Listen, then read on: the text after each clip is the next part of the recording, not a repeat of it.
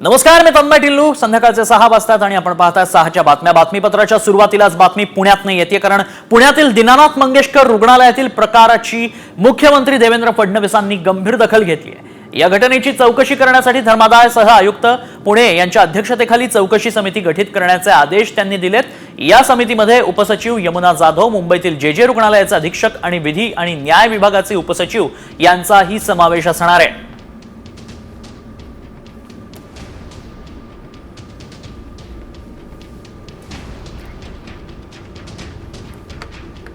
धर्मादाय रुग्णालयांनी आपली भूमिका योग्य प्रकारे निभावली पाहिजे, अशा प्रकारची आपली सर्वांचीच अपेक्षा आहे. आणि म्हणूनच या संदर्भात मी एक हाय लेवल कमिटी तयार केलेली आहे, जी या घटनेचा तर त्या ठिकाणी तपास करेलच, पण त्याचसोबत अशा घटना होऊ नये म्हणून धर्मादाय रुग्णालयांवर कशा प्रकारे आपल्याला नियंत्रण करता येईल आणि विशेषतः मेडिकल एथिक्स हा एक महत्त्वाचा विषय आहे की अशा प्रकरणी पैशाची चिंता न करता त्यांना ॲडमिट करून घेणं हे गरजेचं होतं. त्यामुळे एथिक्सचं पालन होत आहे की नाही या संदर्भात देखील आपण प्रयत्न करणार आहोत. दीनानाथ मंगेशकर रुग्णालयाकडून अहवाल जाहीर केलाय. महिलेची ट्विन प्रेग्नन्सी धोकादायक होती आणि महिलेनं 6 महिने तपासणी केली नाही, असा दावा अहवालात करण्यात आलाय. या ठिकाणी जोरदार घोषणाबाजी जी आहे ती ग्राफिकच्या माध्यमातून पाहतोय. गर्भवतीचा मृत्यू, दीनानाथ मंगेशकर रुग्णालयानं मात्र जबाबदारी झटकली आहे. महिलेची ट्विन प्रेग्नन्सी धोकादायक होती, महिलेनं 6 महिने तपासणी केली नाही, ऍडव्हान्स मागितल्याच्या रागातनं तक्रार केली, जमेल तेवढे पैसे भरून ऍडमिट होण्याचा सल्ला पाळला नाही. दरम्यान दीनानाथ मंगेशकर रुग्णालयाचा अहवाल आम्हाला मान्य नाही, अहवाल खोटा आणि दिशाभूल करणारा असल्याचा आरोप मृत तनिषा भिसेच्या कुटुंबियांनी केलाय. डॉक्टर घैसास यांनी 10 लाख रुपये भरण्याचं कोटेशन लेखी स्वरूपात दिलं. आमच्याकडे ते आहे, सर्व पुरावे आहेत, असंही भिसे कुटुंबियांचं म्हणणं आहे. दीनानाथ मंगेशकर हॉस्पिटलने एक अहवाल दिलेला आहे. हा अहवाल देखील तेवढाच धक्कादायक आहे आणि याची जबाबदारी पुन्हा त्यांच्या कुटुंबियावरच ढकलण्यात आली. ते विनाकारण लोकांची दिशाभूल करण्याचा प्रयत्न करत आहेत. आम्ही त्या दिवसाचं बोलत होतो, आम्हाला त्या दिवसाचं पाहिजे होतं. तुम्ही त्या 3 तासामध्ये काय केलं? तुमच्याकडे सीसीटीव्ही फुटेज आहे का? आहे तुमच्याकडे सीसीटीव्ही फुटेज, तुम्ही ती दाखवा ना. विनाकारण झालेल्या आधीची हिस्ट्री काढून तुम्ही ना लोकांचं आणि आमची पूर्ण दिशाभूल करत आहात. त्या 3 तासामध्ये तुमच्याकडनं काही झालं नाही म्हणून तुम्ही ही सारभ करत आहात का? त्या 3 तासामध्ये काय झालं एवढं वाटतं? माझ्या भावाचे कॉल रेकॉर्डिंग सगळे चेक करा आणि सगळे सीसीटीव्ही फुटेज मागा. सगळं साफ खोटं आहे. त्यांनी जे बोललेलं आहे ते खोटं आहे. 300 रुपयाची ही आम्ही पावती काढली त्या दिवशी. किती? 10:30 वाजता काढली. 9 वाजता आम्ही यारमध्ये गेलो आणि 300 रुपयाची पावती काढली 10:30 वाजता.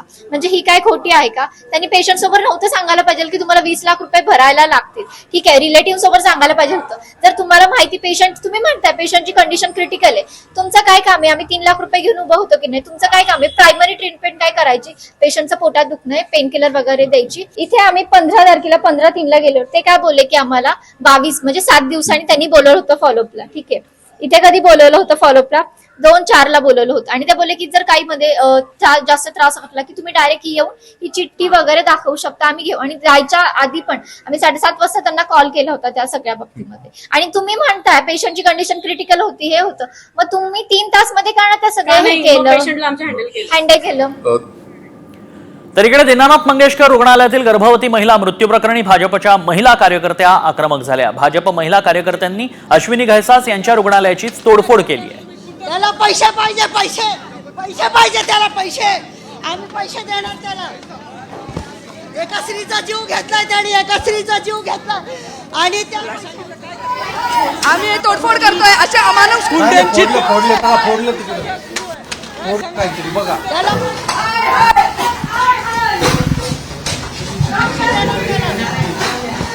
एका स्त्रीचा जीव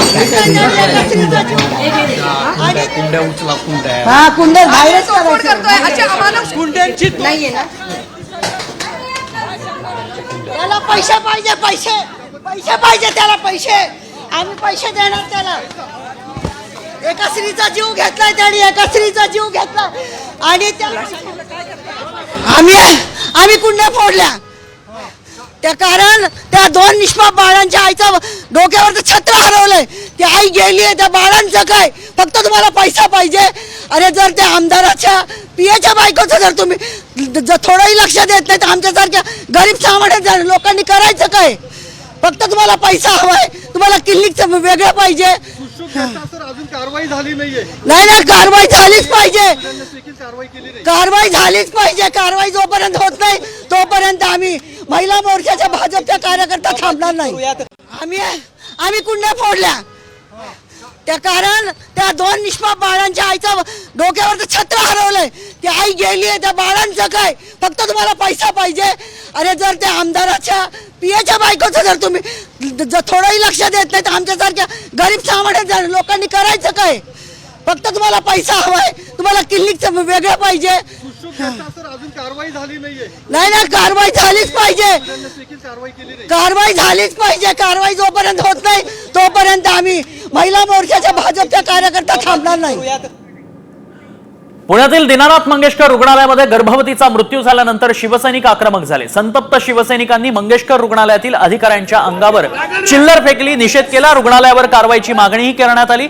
दुसरीकडे शिंदेच्या शिवसेनेच्या कार्यकर्त्यांनी दीनानाथ हॉस्पिटलचे प्रशासकीय पालेकर यांच्या तोंडावर बनावट नोटाही फेकल्या.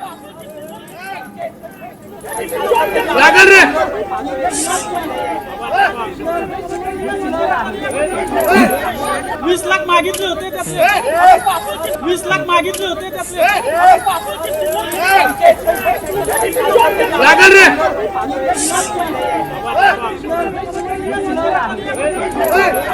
20 लाख मागितले होते त्याचे.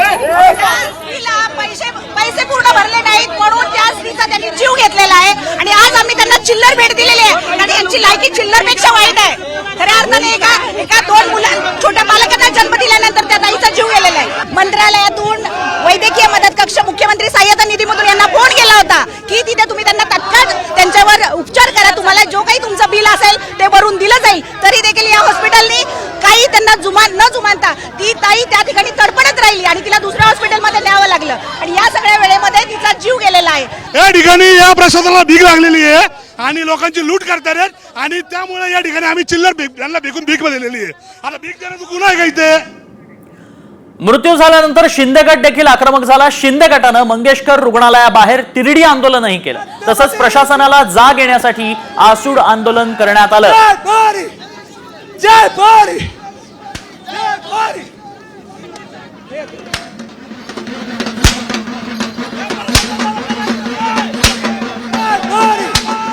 जय भवानी. जय भवानी. छत्रपती शिवाजी महाराज की जय भवानी. जय भवानी. जय भवानी. पुढच्या बातमीकडे. दीनानाथ मंगेशकर रुग्णालयाला पुणे महानगरपालिकेच्या आरोग्य विभागानं कारणे दाखवा नोटीस बजावली आहे. पालिकेनं महानगर महिलेच्या मृत्यू प्रकरणी रुग्णालयाकडून खुलासा मागितलाय.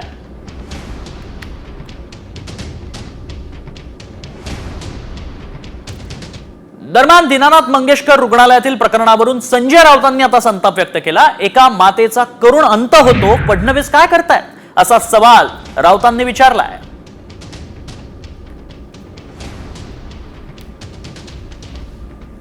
फडणवीसांनी हिंमत असेल तर करावी, हिंमत असेल तर कारवाई करावी ना. ज्या ज्या डॉक्टरांची नावं घेत आहे फिसे कुटुंब, ज्या ज्या डॉक्टरांची, बंद करावं ना. हिंमत आहे का तुमची? हिंमत फक्त विरोधी पक्षाचे कार्यकर्त्यांना तुरुंगात टाकण्यापुरतीच आहे. बाकी तुमच्यात काय दम आहे? ज्या दिवशी तुमच्याकडे सत्ता नसेल रस्त्यावर तुमच्याकडे कावळासुद्धा झुंकून बघणार नाही आणि कावकाव करणार नाही. मी त्यांना स्पष्टपणे सांगतो की ज्या बाईंचं काल मृत्यू झाला तिचे शाप लागतील तुम्हाला. पण जे चूक झाली आहे ती फार मोठी चूक आहे आणि अशा चुकीला माफी नसतं. सरकार यावर योग्य कारवाई करेल. कारण कुणाचाही परिवार असो, तो एका पीएचा आहे किंवा माझा परिवार आहे असं नाही.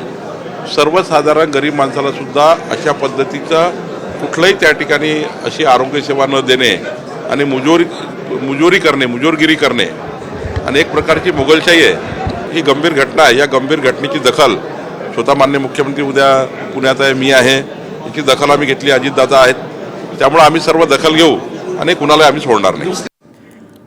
पुढची बातमी. महापुरुषांबाबत अवमानकारक वक्तव्य करणाऱ्यांविरोधात कायदा करण्याची आता मागणी खासदार उदयनराजे भोसलेंनी केली आहे.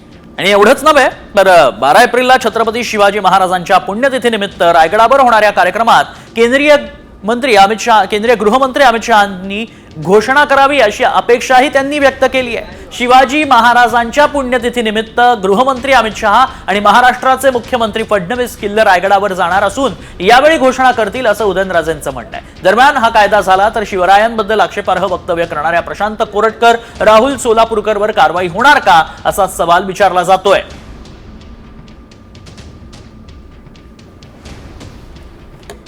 छत्रपती शिवाजी महाराजांची 12 तारखेला पुण्यतिथी रायगडावरती स्वतः अमित शहा आणि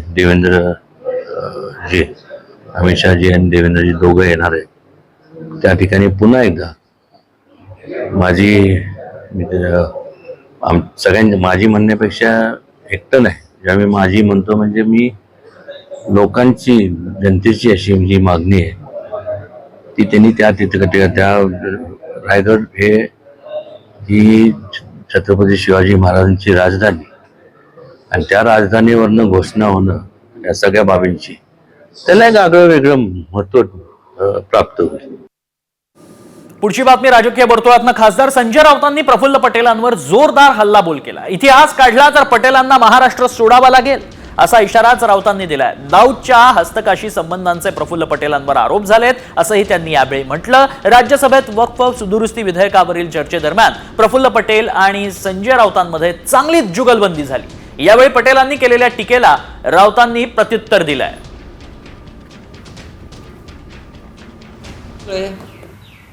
प्रफुल्ल पटेल सारखे लोक हे कोणाचे नाहीत, ते दलाल आहेत. कधी काँग्रेस पक्षाचे दलाल करत होते, कधी राष्ट्रवादी काँग्रेस शरद पवार पक्षाला बाप बाप बाप बाप फिरत होते, मग दाऊद इब्राहिमची दलाली केली असं वाटतंय. आणि इथे आल्या होती मग त्यांची संपत्ती सगळी मोकळी झाली, साधारण 1000 कोटीची.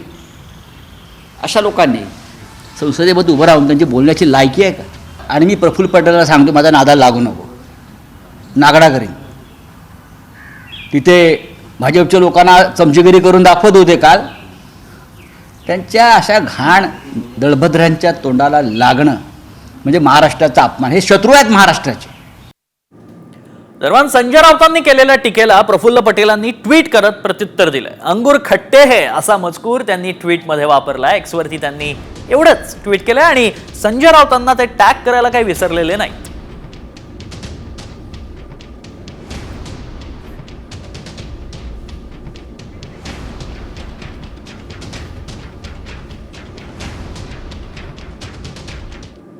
आता बातमी शहाजी बापू पाटलांसंदर्भातली. माजी खासदार रणजित निंबाळकरांचा पराभव शहाजी बापू पाटलांच्या जिव्हारी लागला.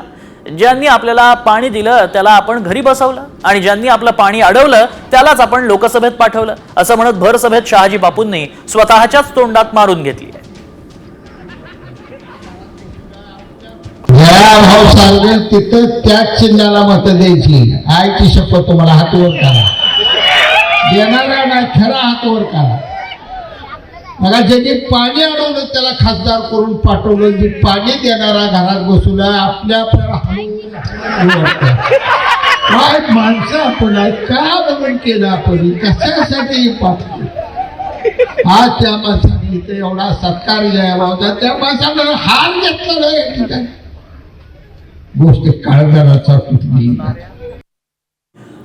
पुढची बातमी. वक्फ बोर्डाच्या विरोधातील मतदानामुळे ठाकरे गटाचे खासदार अस्वस्थ असल्याचं मंत्री प्रतापराव जाधवांनीही म्हटलंय.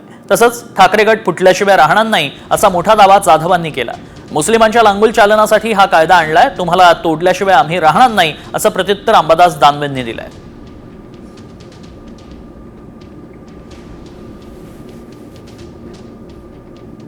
कालच्या या प्रकारामुळं आणि कालच्या वक्फ बिलाला गटानं जो काही विरोध केला उभाटा गटानं, त्याच्यामुळं त्यांचे बरेचसे खासदार अस्वस्थ त्या ठिकाणी आहेत. पहिलेही होते, आता आणखीन त्याच्यामध्ये भर पडलेली आहेत.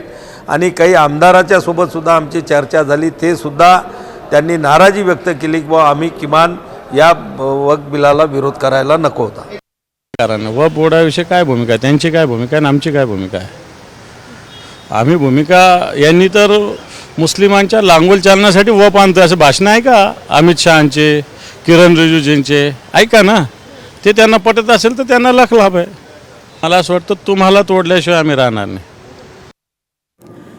बातमी पुढची. मराठी भाषेवरून मनसे आक्रमक असतानाच बँक कर्मचाऱ्यांनी मुख्यमंत्र्यांना पत्र लिहून संरक्षणाची मागणी केली आहे. राज ठाकरेंच्या आदेशानंतर मनसेचे कार्यकर्ते ठाणे आणि पुणे इथल्या राष्ट्रीयकृत बँक शाखांच्या व्यवस्थापकांशी संवाद साधतायत. मराठीचा वापर व्हावा यासाठी बँकेत जाऊन जाब विचारतायत. त्याच पार्श्वभूमीवर बँक कर्मचाऱ्यांनी मुख्यमंत्र्यांना पत्र लिहिलंय. देवेंद्र फडणवीस यांना आम्ही तमाम महाराष्ट्रातील बँक कर्मचारी म्हणून विनंती करू इच्छितो की सध्या महाराष्ट्र राज्यात चालू असलेल्या महाराष्ट्र नवनिर्माण सेनेचे आंदोलन, मराठी भाषेची सक्ती यावरून विविध बँकातील आणि पर्टिक्युलरली बँक ऑफ महाराष्ट्रमध्ये काही शाखांमध्ये गेल्या 3-4 दिवसात काही समाजकंटकांनी बँक शाखेमध्ये घुसून शाखाधिकाऱ्यांना मारहाण, सरकारी मालमत्तेचं नुकसान केलेलं आहे, अर्वाच्य भाषेत शिवीगाळ केलेली आहे. महाराष्ट्रामध्ये मराठीचा आग्रह करणं हे चुकीचं नाही.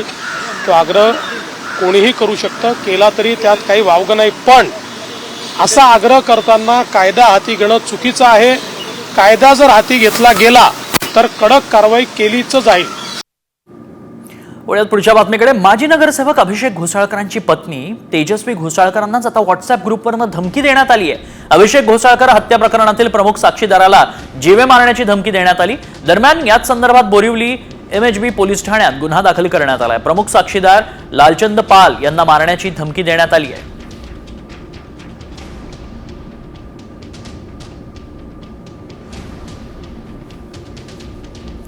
आणि आता बातमी येते नांदेडमधून. नांदेडच्या आलेगावामध्ये एक भीषण अपघात झालाय. शेतकरी महिला मजुरांना घेऊन जाणारा ट्रॅक्टर थेट विहिरीत कोसळला. चालकाचं नियंत्रण सुटल्यानं हा ट्रॅक्टर विहिरीत कोसळलाय.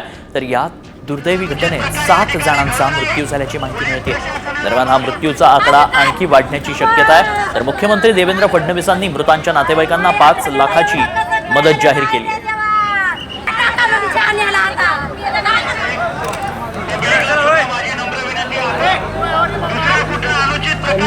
वरच्या भीमात होतो मी बघलं ना तिथून धडेल पण आवाजाला बाया चिरकल्या मी पळत आलो वरच्या बंडातून भीमावरच्या. तुमची महिला पण पत्नी ट्रॅक्टर मध्ये होती. हो, त्यांना तुम्ही बघितलं की झालं? नाही ना बघितलं, दिसलं ते ट्रॅक्टर मधातच गेलं डायरेक्ट. टोटल आम्ही बाया सगळं त्याच्या सगळं 11-12 माणसं होतो. किती जणांना काढलं? 3 काढलं. मला 7 होतं. ड्रायव्हर नाही पळून गेला. नांदेडच्या आसेगावमध्ये जी घटना घडली ती अतिशय दुर्दैवी आहे. त्या ठिकाणी विहिरीमध्ये ट्रॅक्टर पडून जी काही दुर्घटना झाली त्याच्यामध्ये ज्या लोकांचा मृत्यू झालेला आहे त्यांना शासनाच्या वतीनं 5 लाख रुपये अनुदान देण्याचं त्यांच्या परिवाराला हे आपण घोषित केलेलं आहे. आणि या घटनेची संपूर्ण चौकशी करून अशा प्रकारचे अपघात होऊ नये या दृष्टीने जे करता येईल ते करण्याचे आदेश दिलेले आहेत. आणि आता बातमी पाहूयात. बीडमधून आरोपी सतीश उर्फ खोक्या भोसलेला मारहाण झाल्याची माहिती मिळते. वनविभागाच्या कोठडीमध्ये मारहाण झाल्याचा दावा खोक्याच्या वकिलानं केलाय. सतीश भोसलेला मारहाण झाल्याचे फोटो व्हायरल झाले. त्यानंतर आता सतीश भोसलेला पुन्हा न्यायालयीन कोठडीत सुनावण्यात आली आहे. तुम्ही सुरुवातीला त्याला कोर्टासमोर हजर करा, न्यायालयाकडून त्याची कस्टडी घ्या आणि कस्टडीमध्ये तुम्हाला जो काय तपास करायचा, जी काय चौकशी करायची ती करा. असं काहीही न करता त्याला मारहाण केली, इल ट्रीटमेंट दिली, टायरमध्ये टाकू मारलं त्याला अक्षरशः. अशा परिस्थितीमध्ये परत जखमी असताना दवाखान्यात न नेता, त्याच्यावर कुठलाही उपचार न करता सहज आपलं साधं मेडिकल केलं, त्यांना कोर्टात हजर केलं. 5:30 वाजता जाऊन त्याला मान्य न्यायालयात हजर केलं. मान्य न्यायालयाने जो प्रश्न विचारला पहिला किंवा तुझी काय तक्रार आहे का मारहाणीची, तर त्यावेळेस त्यांनी जे अंगावरले वनं वगैरे दाखवले. त्यानंतर मान्य न्यायालयाने ते रिमांड घेतलं नाही. मान्य न्यायालयाने सूचना दिल्या की अगोदर तुम्ही याचं मेडिकल करा. वळ्यात पुढच्या बातम्यांकडे. बातमी अवकाळी पावसासंदर्भातली. कृषी मंत्री कोकाटे बैठकीत व्यस्त आहेत. नुकसानग्रस्त शेतकरी मात्र वेटिंगवर असल्याचं चित्र सध्या पाहायला मिळत आहे. कृषी मंत्री माणिकराव कोकाटे यांच्या पक्षाच्या बैठकीमुळे शेतकरी सध्या वाऱ्यावर असल्याचं चित्र आहे. मागील गेल्या 2 दिवसापासून नाशिक जिल्ह्यात अवकाळी पाऊस झालाय आणि यात नुकसानीची तीव्रता अतिशय. जास्त आहे. कृषी मंत्री आज पाहणी करणार असल्याचं कळतंय. नाशिक जिल्ह्यातील माळसांगवी गावातील नुकसानग्रस्त भागाची पाहणी करणार असल्याची माहिती कृषी मंत्र्यांनी दिली. मात्र कृषी मंत्र्यांच्या पक्षीय बैठकीमुळे नुकसानग्रस्त भागाच्या पाहणी दौऱ्याला उशीर झाल्याचं कळतंय. त्यामुळे आता तरी नुकसानग्रस्त शेतकऱ्यांची आणि शेताची पाहणी होणार का? पंचनामे केले जाणार का? नुकसानग्रस्त शेतकऱ्यांना निधी मिळणार का?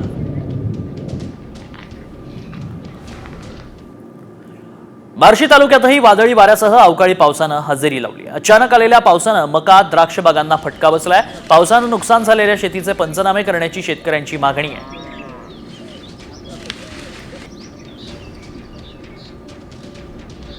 बार्शीत जोरदार पाऊस बरसलाय, त्यामुळे मक्याचं पीक अक्षरशः भुईसपाट झालंय.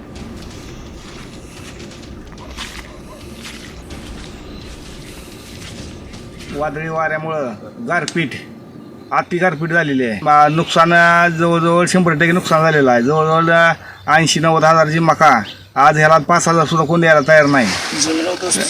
सगळे जमीन बिमीन सगळे वाहून गेलेले आहे. तरी आता शेतकऱ्यांनी काय करायचं? सरकारनं ह्याकडे लक्ष द्यायला पाहिजे. फडणवीस साहेबांनी, अजित पवार साहेबांनी हे जर पंचनामा वगैरे करून आम्हाला शेतकऱ्यांना नुकसान भरपाई मिळाली पाहिजे. आणि आता बातमी बुलढाण्यात पाहूयात. सोमठाणा गावात गारपिटीसह झालेल्या पावसानं मोठं नुकसान झालंय. सोमठाण्यातले शेतकरी सुभाष झगरे यांच्या 5 एकर शेतातील पपई बागेचं मोठं नुकसान झालंय. गारपीट आणि वादळी वाऱ्यानं पपई बाग अक्षरशः कोलमडली, आडवी पडली. पंचनामा करून नुकसान भरपाई द्यावी अशी मागणी शेतकऱ्यांना केली. खाली पुन्हा खाली अजून 3 एकर पपई.